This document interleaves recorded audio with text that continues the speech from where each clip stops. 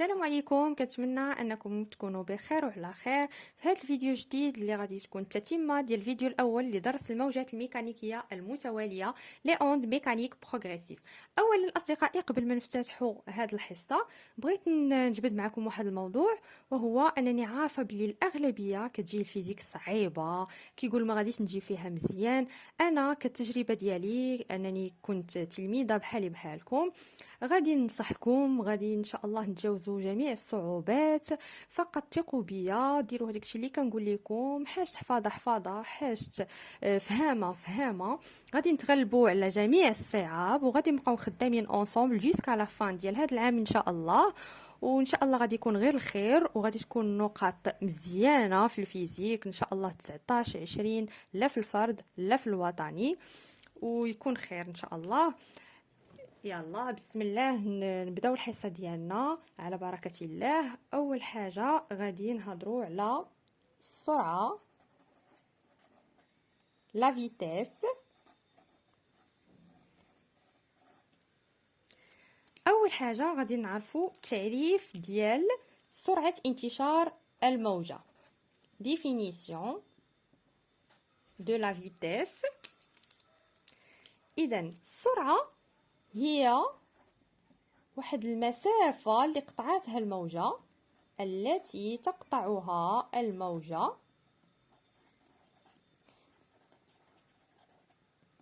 كرمزوا لها ب petit d خلال واحد المدة زمنية دلتا t. إذن السرعة la vitesse est la distance d parcouru par l'onde pendant une période delta t. Alors السرعة كنمثلوها في العلاقة التالية، la relation suivante v كتساوي d على دلتا t. alors كيف ما كنعرفوا مجموعين ان السرعة الوحدة ديالها هي المتر بار سكوند، اذا المسافة خاصها تكون بالمتر، ثم هاد المدة الزمنية خاصها تكون بالسكوند. اكيد هادشي غادي نطبقوه اكثر في التمارين اللي غادي يكونوا في الفيديو الجاي ان شاء الله، وغادي نخدموا جميع الطرق ان شاء الله. المهم هو نعرفوا العلاقة ونفهموها ونعرفوا الوحدات، وان شاء الله هادشي غنضبطوه اكثر في التمارين. اذا اللي خاصنا نعرفوا ان السرعة لا فيتيس تتعلق بطبيعة وسط الانتشار. alors la vitesse dépend selon la nature du milieu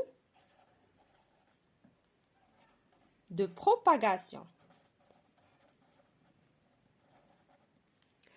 alors ناخذ مثال. alors مثلا غناخذوا السرعه على طول الحبل.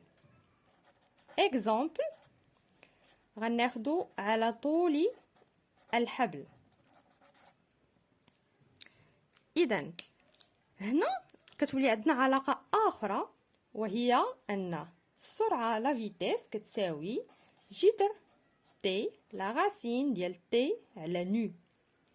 الوغ تي شنو هي؟ نقدروا بعض المرات كنرمزوا ليها ب F. الوغ تي هو التوتر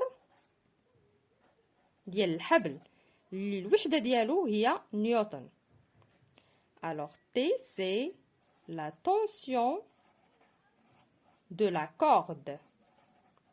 l'unité c'est نيوتن. الوغ نو هي الكتله الطولية بالكيلوغرام par mètre.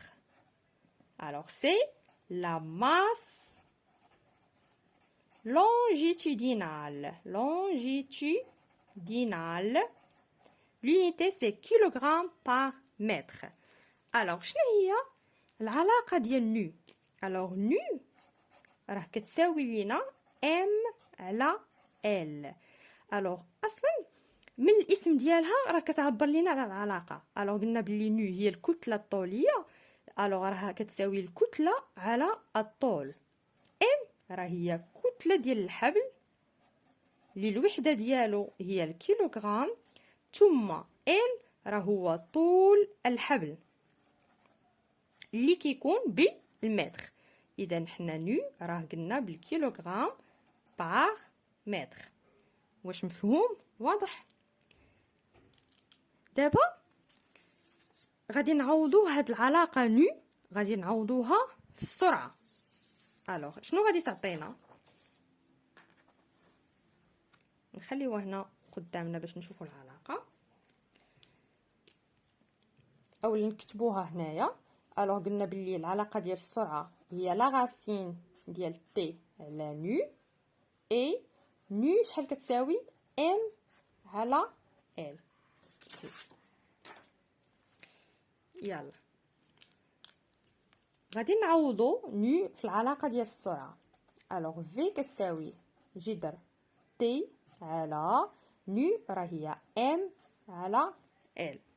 الوغ اللي خاصكم تعرفوا اصدقائي ان هاد العلاقه قريتوها في الرياضيات، ا على بي على سي شنو كتساوي؟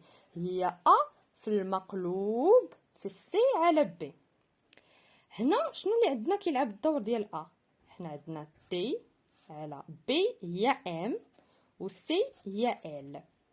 اذا غنديرو تي في المقلوب ديال ام على ال اللي هي ال على ام. اذا هذه غادي نعوضوها في العلاقه ديال السرعه. الوغ كتساوي لينا تي فوا ال على ام. جيد. الوغ اللي غادي تلاحظوا دابا ان حنا كنعرفوا بلي السرعه كتكون بالمتر بار سكوند، ياك؟ وحنا عندنا هنايا ال باش عندنا بالمتر، ثم الكتله ام عندنا بالكيلوغرام، و طونسيون تي عندنا بنيوتن. حنا ملي خاصنا نعوضوا في هذه العلاقه خاص تخرج لنا المتر بار سكوند.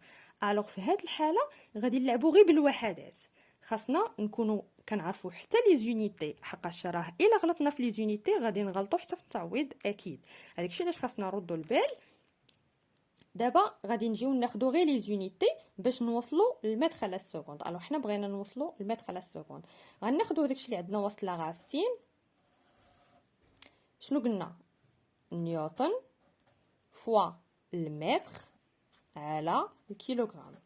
انا دابا كتبت غير الوحدات، حنا بغينا نوصلوا المتر بار سكوند.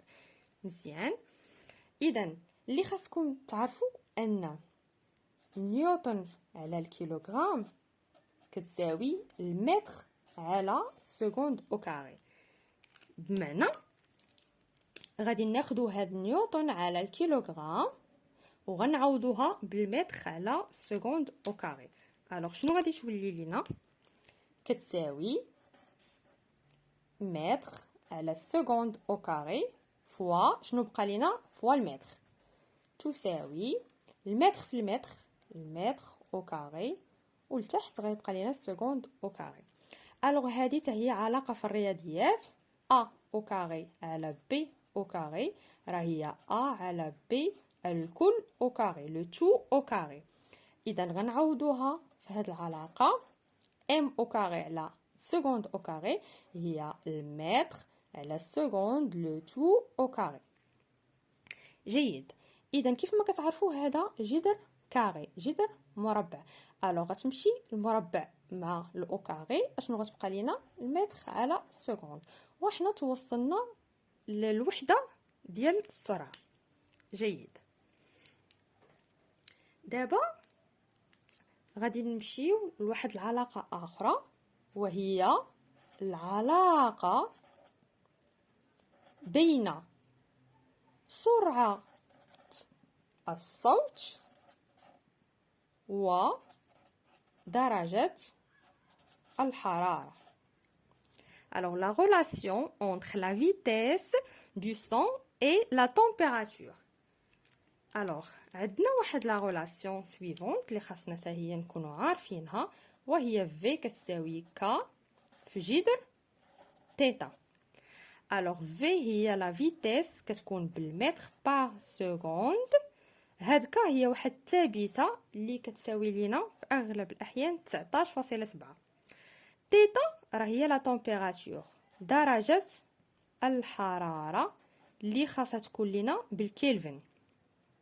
يعني الا كانت عندنا درجه الحراره بالدوغري سيلسيوس غادي نزيدوا عليها 273 باش نحولوها للكلفن. جيد، غناخذوا مثال باش نفهموا هذه العلاقه اكثر. اذا ناخذوا اكزامبل، مثال ناخذوا عند درجه الحراره 25 دوغري سيلسيوس. اذا شحال غادي تكون كتساوي لنا السرعه لا فيتيس في هذه الحاله؟ اذا غنعوضوا في كتساوي ك قلنا هي 19.7 جذر تيتا شحال كتساوي 25 دوغري سيلسيوس. حنا خاصنا نحولوها للكلفن، اذا غادي نزيدوا عليها 273. اذا غنحسبوها في الكالكولاتريس في الآلة حاسبة. اذا 19.7 في جذر 25 زائد 273 شحال؟ 340 متر بار سكوند. الوغ اللي خاصكم تعرفوا اصدقائي انه هاد 340 متر بار سكوند هذه راه السرعه ديال الهواء اللي ديما كتكون ثابته، ولكن فقط عند 25 دوغري سيلسيوس. ديما كنخدموا بها عند 25 دوغري سيلسيوس السرعه في الهواء كتساوي 340 متر بار سكوند. جيد. الوغ من بعد غادي تعرفوا باللي كل ما كانت درجه الحراره اكبر كل ما السرعه كتكون كبيره، وهذا الشيء غنعرفوه من خلال العلاقه. ها هي دابا مثلا هنا خدينا عند 25 دوغري سيلسيوس. الوغ الا كبرنا درجه الحراره مثلا خدينا 30، ها هي لا فيتيس كتزاد. الا مثلا خدينا 40 300. اذا كل ما درجه الحراره كانت كبر كل ما السرعه كتكون اكبر. جيد. اذا الان غادي نمروا للتاخر الزمني.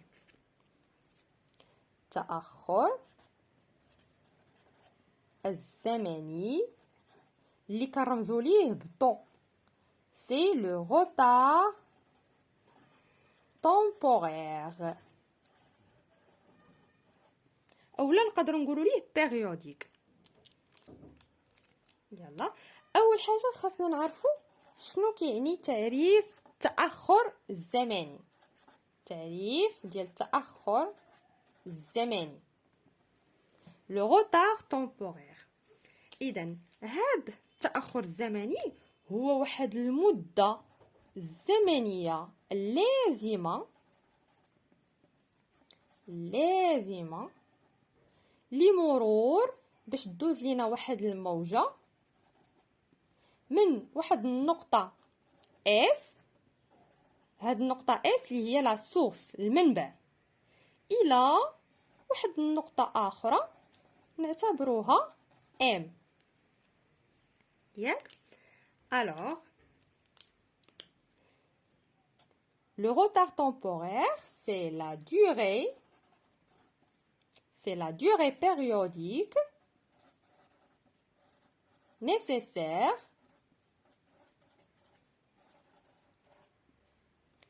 pour passer par le point S اللي هو la source jusqu'à un autre point نعتبروه M. مثلا غادي نطبقوها في هذا الرسم التالي. اذا ناخذ واحد الموجه هكذا، الوغ من بعد غتعطينا واحد الموجه هكذا. الوغ هذه مثلا هي النقطه اس، هنا النقطه ام. جيد. اذا اصدقائي فين كاين هذا التاخر الزمني؟ كيفاش كنلقاو هذا التاخر الزمني؟ التاخر الزمني الوغ دابا هنا كانت عندنا واحد الموجه في البدايه ديال اللحظه دارت لينا واحد الموجه ياك. هنا كتشوفوا باللي ما بين هاد الموجه وهاد الموجه داز واحد المده، واحد الوقت عاد باش بانت لينا هاد الموجه الثانيه. الوغ هادي هو اللي كنسميوه التاخر الزمني ما بين هاد الموجه وهاد الموجه. ولا بغينا نحسبوه بالضبط، يا اما كناخذوه من بدايه الموجه حتى لبدايه الموجه الثانيه، هذه هي طو، اولا كناخذوه من نهايه ديال الموجه حتى النهايه ديال الموجه، هذا هو طو. جيد. اذا انا مثلا في هذه اللحظه اس عطيتك الزمن تي اس، وفي هذه اللحظه ام قلت لك الزمن تي ام. اذا حسابيا الا بغيتي تحسبي طو هي تي ام ناقص تي اس، اللحظه المتاخره ناقص اللحظه البدئيه اللي بدات فيها الموجه. جيد. دابا غادي تعرفوا العلاقه لا غولاسيون اونتر التاخر الزمني والسرعه.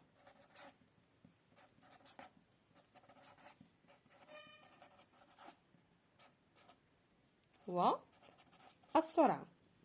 Alors la relation entre le retard temporaire et la vitesse. إذن la vitesse كتساوي واحد المسافة SM على طو التأخر الزمني.